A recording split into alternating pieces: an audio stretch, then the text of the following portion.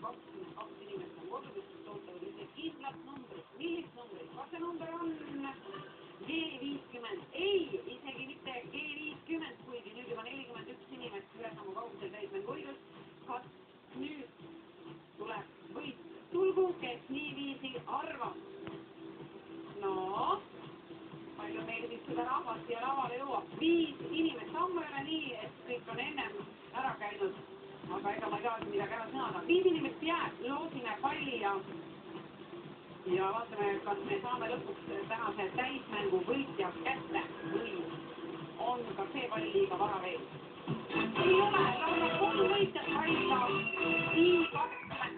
I26 tõi meile täna 3 täismängu võitjat.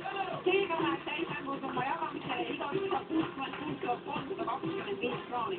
Palju õnne teile 3-le, palju õnne nendele 5-le, kes on siin laval ning armsad televaatajad.